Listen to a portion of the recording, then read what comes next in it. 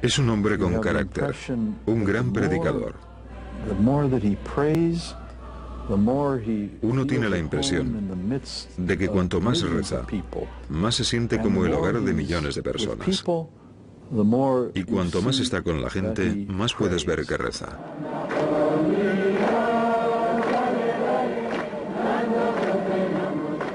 Pero toda la excitación que causó empezó a llamar la atención, incluso en el Vaticano. Holy Father, some people say that you are traveling too much. Yes, I am convinced you are. I am convinced that I'm traveling too much. Thank you very much. But sometimes it's necessary to do something of what is too much. En Brasil apoyó a los obreros en su lucha ilegal para mejorar las condiciones, aunque insistió en que debían mantenerse sin violencia. Ofreció a los dictadores un acuerdo. Si ellos permitían la democracia, conseguirían lo que pedían. Podían compartir una ilusión. We meet you not with pride, but with humility and on bended knees. Ningún político podía soñar tal acto, y la presión de Moscú aumentó.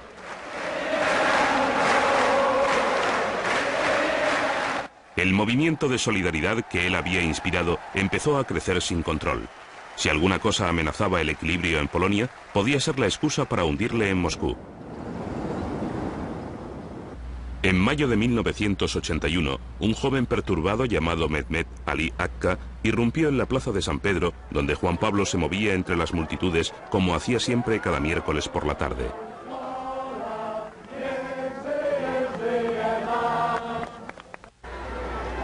El 30 de mayo de 1981, Juan Pablo II se convirtió en el primer papa tiroteado de la historia.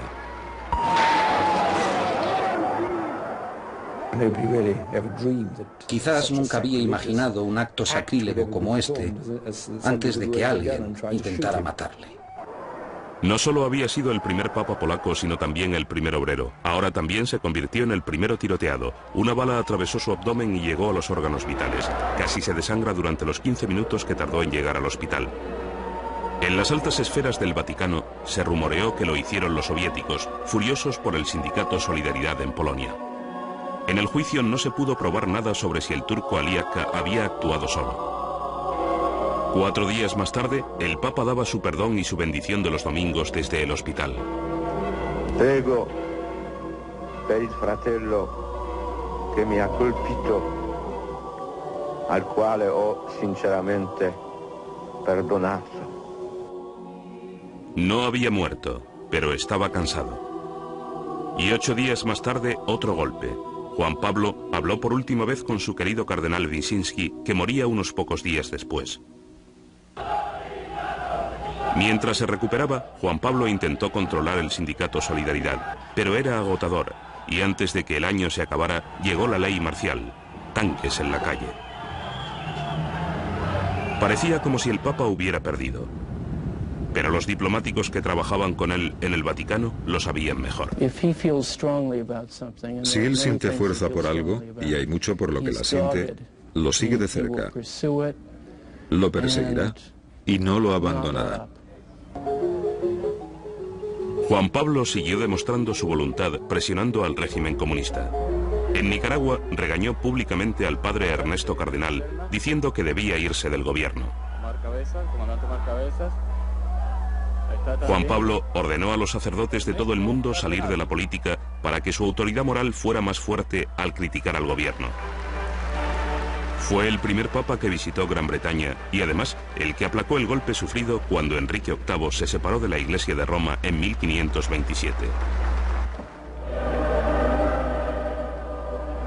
Volvió a Polonia prometiendo a los comunistas que les ayudaría a calmar a la gente y les insistiría en la no violencia, pero también en los derechos humanos.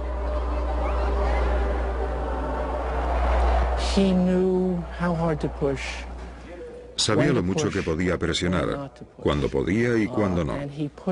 Y presionó tanto como pudo. Había veces que paraba un poco, pero nunca del todo. Los oficiales eran reacios a dejarle ver al líder de Solidaridad, Lech Walesa. El último día de su visita a los comunistas, mandó un avión a recoger a Les Walesa y los dos se reunieron en secreto en la montaña. Caminaron juntos un rato, en privado. Tenía un plan para apoyar moralmente al movimiento de comercio libre y a Walesa. Se rumoreó que el Papa le dijo que se calmara. Los periodistas occidentales llamaron a Juan Pablo traidor a la libertad. Él estaba por delante de todos ellos. El Papa estaba diciendo algo como esto: tienes que luchar por tu libertad. Tienes que ser duro, pero no puedes matar. Esto dio resultados maravillosos durante el periodo de solidaridad. Ni una sola ventana se rompió. En Roma, como si perdonar fuera lo que querían que hiciera, el Papa visitó a Aliaca en la cárcel. Les dijo a los periodistas: he hablado con él como si hablara con un hermano al que he perdonado, que goza de mi confianza. Durante 1980 viajó por Calcuta, donde felicitó a la Madre Teresa por su trabajo con los pobres. En Chile, durante una revuelta, dijo: no nos cansaremos de repetir por todas partes que la violencia no es cristianismo. Los comunistas se cansarían. En 1987, bajo síntomas de agotamiento económico y moral, el líder del comunismo polaco, Jaruzelski, fue al Vaticano. Algo nuevo estaba sucediendo. En Moscú, Mikhail Gorbachev estaba promocionando la perestroika, reestructurando. La forma de Juan Pablo de hacer las cosas estaba triunfando. Durante el invierno de 1988, los comunistas pidieron negociar con Solidaridad. En un año, el muro de Berlín cayó. Y Checoslovaquia, Hungría y Rumanía. El mundo estaba viendo cómo el imperio se terminaba. Juan Pablo había seguido el ataque desde dentro. Ayudó a que fuera pacífico y no la terrible batalla que la gente temía. Era una mezcla de lucha y negociación que había llegado a nivel papal. Todas estas lecciones que había aprendido en Cracov llegaron a ser un gran arte, una gran forma de diplomacia. Ese diciembre fue la primera vez que un líder soviético iba al Vaticano. Mikhail Gorbachev más tarde escribió que Juan Pablo, su filosofía y sus pacientes acciones hicieron posible una nueva forma de pensar en todos ellos. En los años 70 las recompensas por su coraje y su disciplina habían sido muchas. El muro cayó. Él realizó otro de sus sueños e hizo su primer viaje a la antigua Unión Soviética, a la católica Lituania, la tierra de la familia de su madre. Sus amigos fueron a visitarle al Vaticano. Entonces tú te sientas y almuerzas con él. Está completamente relajado y contando chistes. Tiene un gran sentido del humor. A propósito, es muy divertido. Habla sobre literatura polaca y sobre los amigos y toda la gente que conocemos. Sus viejos amigos le recuerdan muchas cosas. Juntos recordamos. ¿Recuerdas la terrible lluvia? ¿Recuerdas cómo nos perdimos una noche y caminamos a través del bosque siguiendo las estrellas y cómo hicimos un fuego para sobrevivir hasta la mañana? Nos gustaba. Incluso tuvimos la reunión del 50 aniversario de graduación de la escuela en el Vaticano. Él se acordaba de la familia de cada una de las chicas y del nombre de los padres de todo el mundo y de lo que él hizo en Wadowice. Pero algunos de sus antiguos compañeros no acudieron. El día en memoria del Holocausto de 1994, Juan Pablo invitó a la comunidad judía de Roma al Vaticano a un extraordinario concierto conmemorativo. Si se busca una epifanía de un malentendido que duró 2000 años y que está llegando a su final, esta lo era. Desde el principio de su pontificado, Juan Pablo dirigió en la sombra las negociaciones con judíos y musulmanes.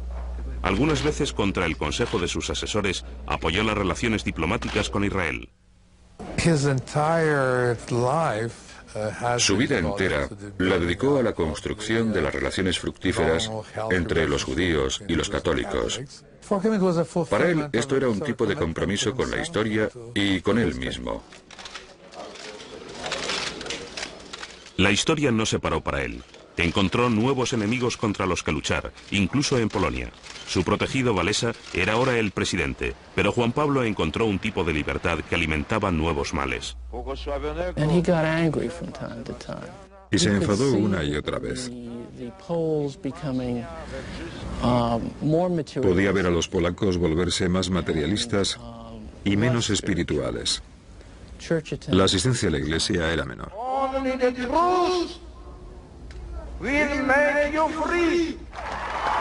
Volvió a América.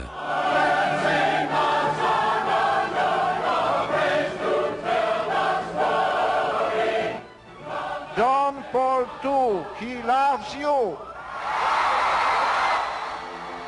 Aconsejaba en contra de la fascinación con la que la nueva tecnología podía confundir a la gente que creía que así podían controlar todas las cosas, lo que se llamó cultura de la muerte, la que veía en todas las cosas desde el genocidio hasta el aborto. If you want equal justice for all and true freedom and lasting peace, then America, defend life.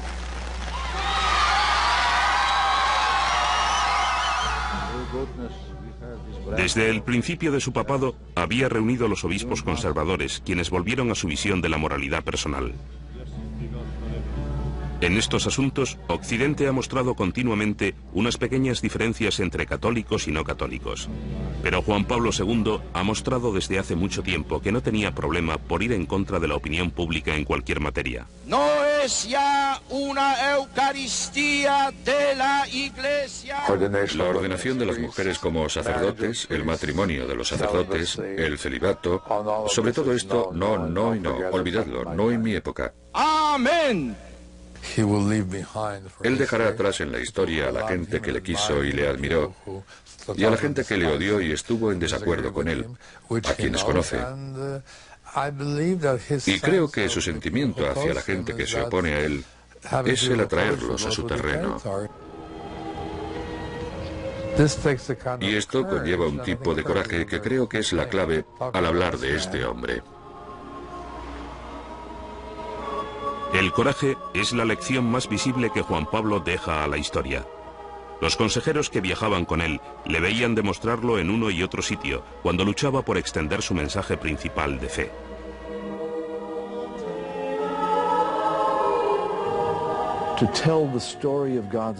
Contar la historia de amor de Dios.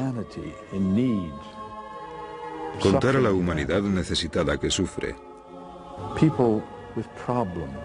A la gente con problemas, a la gente desanimada. Recordar al mundo que Dios realmente quiere a todos y que este amor es palpable y que requiere una respuesta.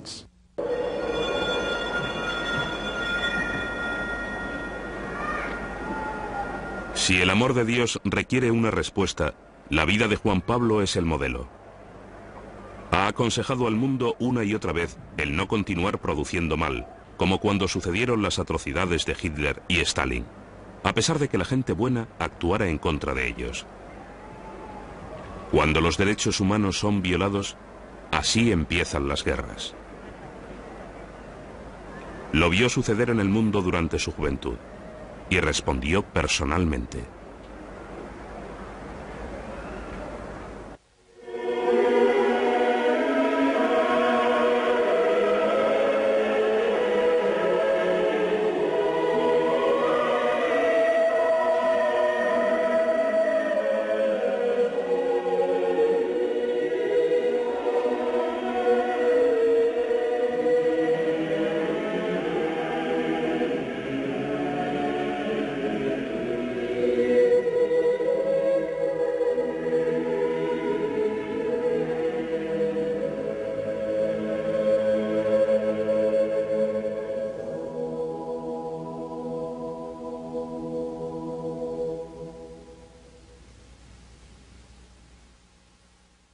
Toda la excitación que causó empezó a llamar la atención, incluso en el Vaticano.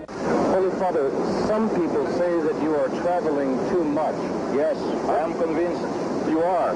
I am convinced that I'm traveling too much. Thank you very much. But sometimes it's necessary to do something of what is too much. En Brasil apoyó a los obreros en ningún político podía soñar tal acto, y la presión de Moscú aumentó.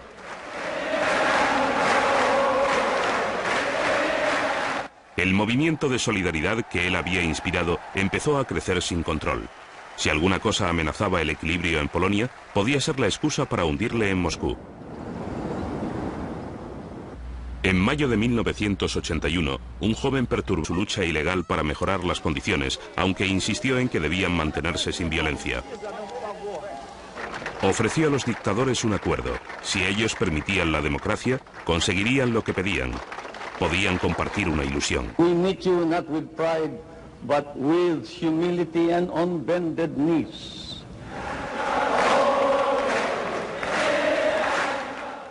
Llamado Mehmet Ali Akka irrumpió en la plaza de San Pedro, donde Juan Pablo se movía entre las multitudes como hacía siempre cada miércoles por la tarde.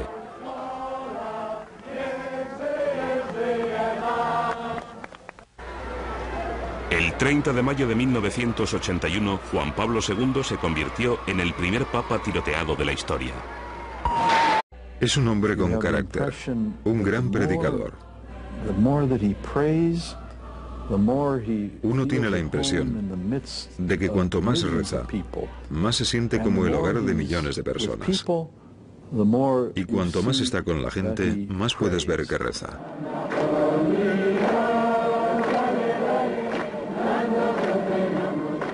Pero